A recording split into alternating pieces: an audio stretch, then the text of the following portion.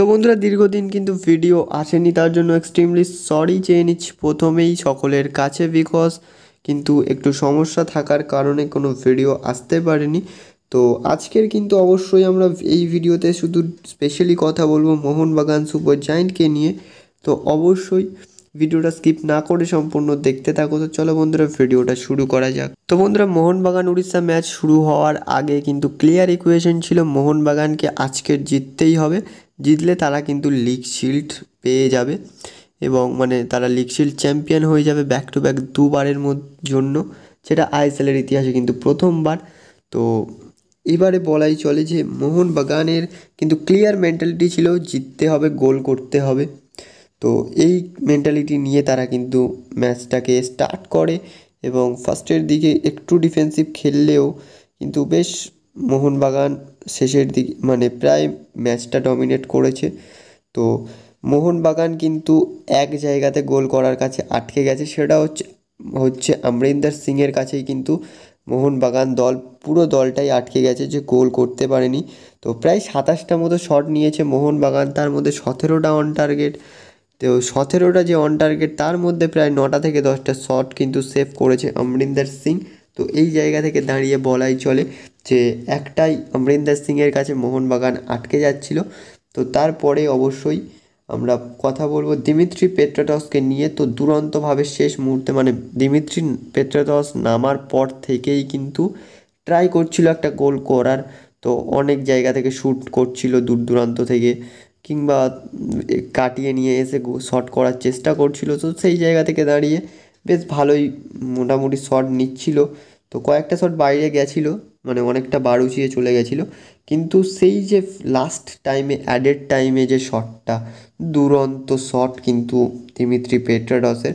তো এবং কিন্তু অমরিন্দর সিংয়ের ওই জায়গাটাই বিট হয়েছে এবং অমরিন্দর সিংয়ের কিন্তু ওখানে কিছু করার ছিল না। তো কিন্তু বন্ধুরা অনেক কথা শোনা গেছিলো দিমিত্রিকে নিয়ে। তো দিমিত্রিকে ফার্স্টে গড নামে আখ্যায়িত করা হয়েছিল, তারপরে কিন্তু গডের ডি কেটে ডিমিগো হিসেবে কিন্তু অনেক জায়গা থেকে পোস্ট এসছিল বা অনেক সমর্থকরাই বলেছিল যে দিমিত্রি ফিনিশড, দিমিত্রি শেষ হয়ে গেছে, তাকে অস্ট্রেলিয়ার টিকিট কেটে অস্ট্রেলিয়াতে পাঠিয়ে দেওয়া হোক, এরকম অনেক কথাবার্তা এসেছিল। তো সেই জায়গা থেকে দাঁড়িয়ে দিমিত্রি কিন্তু ফিনিক্স পাখির মতো কিন্তু দুরন্ত একটা কামব্যাক করলো এবং শেষ মুহূর্তে যে সময় টিমের দরকার, তো মাথায় অতটা বোঝা নিয়ে দুরন্ত একটা গোল।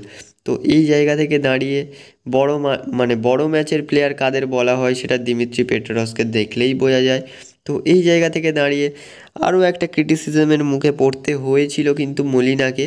তো মলিনা ফার্স্টের দিকে যখন আর কি ম্যাচগুলো ড্র করছিল তখন তার নাম আর কি নতুন একটা নাম দিয়ে ফেলেছিল সমর্থকরা, ড্রলিনা নামে। তো অনেকে আবার বলেছিল যে এ হয়তো আমরা সিজন শেষে দেখবো টপ 6-এ নেই, কিংবা কুতিয়ে কুতিয়ে টপ 6-এ উঠেছে, এরকম অনেক কথা শোনা গিয়েছিল।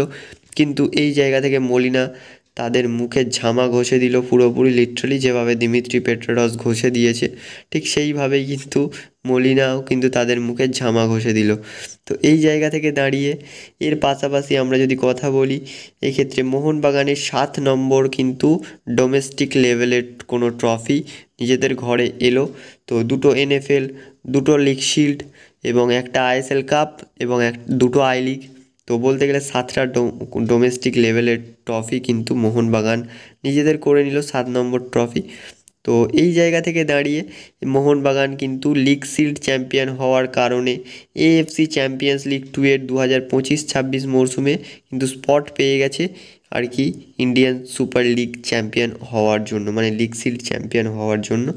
তো এই জায়গা থেকে দাঁড়িয়ে মোহনবাগানের পুরোপুরি যে এন্টায়ার কোচিং স্টাফ থেকে শুরু করে প্লেয়ারেরা রয়েছে বা যে অফিসিয়ালসরা রয়েছে তাদেরকে মেনি কংগ্রাচুলেশনস এবং সমর্থকদেরকেও কিন্তু মেনি কংগ্রাচুলেশনস। তো বর্তমান সিজনে মোহনবাগান কিন্তু দুরন্ত রেকর্ডগুলো করে ফেলেছে।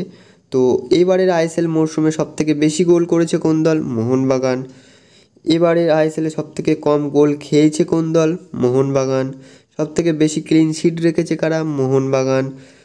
সবথেকে বেশি চান্স ক্রিয়েট করেছে কারা? মোহনবাগান।